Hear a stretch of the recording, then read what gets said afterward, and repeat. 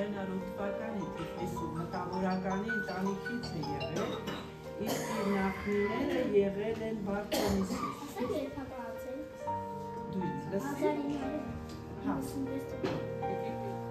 Ասեցի ծնվել է Թիֆլիսում, սովորել է Թիֆլիսի 3-րդ գիմնազիայում, ավարտելուց հետո Լենինգրադի համալսարանում է սովորել, հետո ասպիրանտուրա,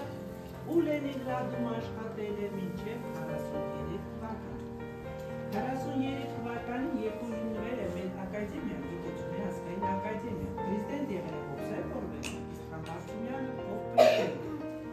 46-ին Համբարձումյանը հիմնադրել է այս բյուրականի աստղադիտանը, որ դուք եկել եք և տնօրեն եք,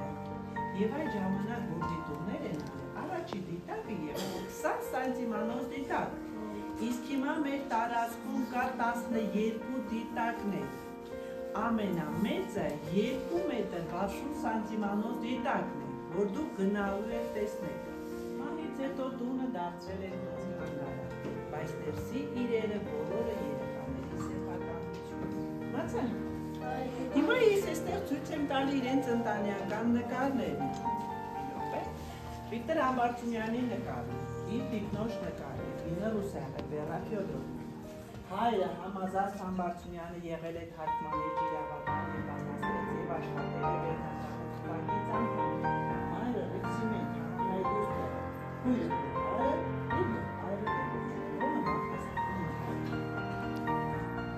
Եվ Վիկտոր Համբարձումյանը կտակ է գրել իր օրենից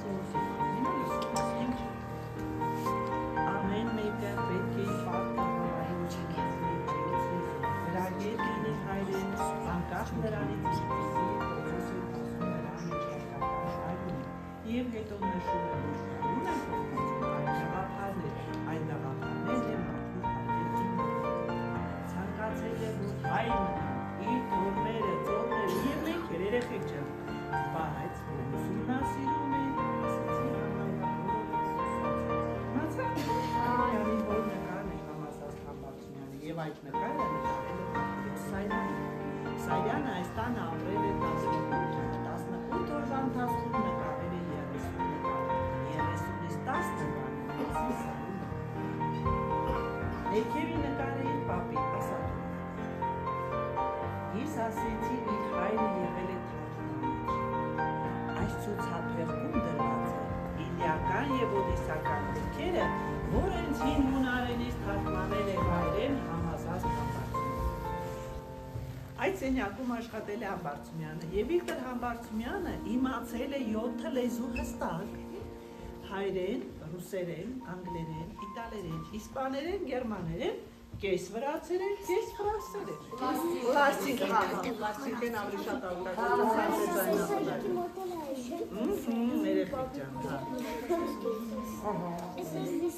Եվ սրա մասին ասեմ,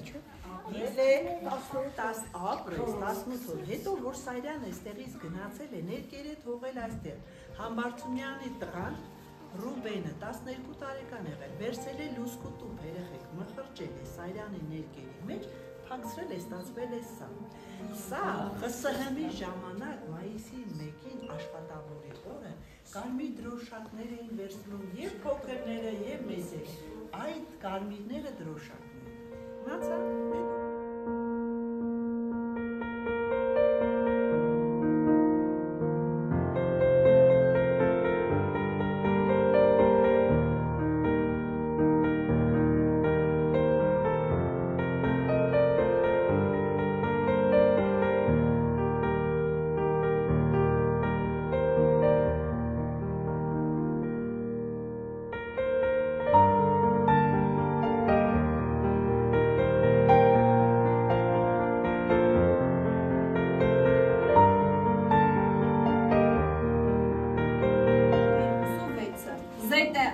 ԶՏԱ 26-ը դիտակի անունն է։ Ռուսական հապավում է մասնագիտացված անուն է ստացել։ ԶՏԱ-ն բացվում է հետևյալ կերպ՝ Զիրկալ, տելեսկոպ, ազիմուտալ։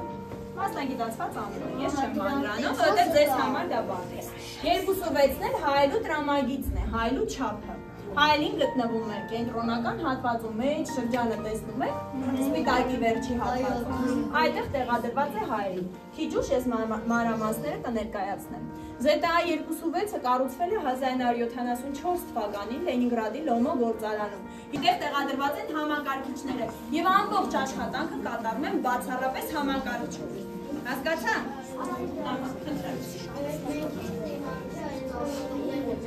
Այս դիտակով միայն գիտաշխատողներն են աշխատում։ Դա միայն բացառապես գիտական աշխատանքի համար է։ Ձեզ համար նախատեսված դիտակները մյուս հատվածում են տեղադրված ու երեկոյան դիտում կատարեք։ Խնդրեմ։ Գմբեթի վրա։ Նայեք հարթ գծեր կան, չէ՞, վերից վարիչն ուտեսնում եք գմբեթի վրա։ Այդ գծերի արանքի հատվածը, մեջտեղի հատվածը բացվում է եւ ձևավորվում է այսպիսի երկար դռնակ։ Հա, մեծ այսպիսի դռնակ։ Փոքր, իհարկե գմբեթի համեմատ, բայց իրականում շատ մեծ է։ Որտեղից տեսնում ես հաստ գծերը գմբեթի վրա, նկատեցիք, այն այս արանքի հատվածը հետ է գնում, բացվում է, ու բացվում է միայն այդ հատվածը, երեխեք ամբողջ գմբեթը չի բացվում, կան կարմրավուն և կապտավուն երակներ, և մոտավորապես այդ ինֆորմացիայի հիման վրա հաղորդում են մոտավոր երակներ։ Վերևից ցուցադրված նկարները, որ դուք տեսնում եք, սովորական ֆոտոապարատով արված ֆոտոներ են։ Առաջին երկուսում լուսնի պատկերներն են, երրորդում ծիր կաթինը մեր գալակսիկան, չորրորդում արևի պատկերն են։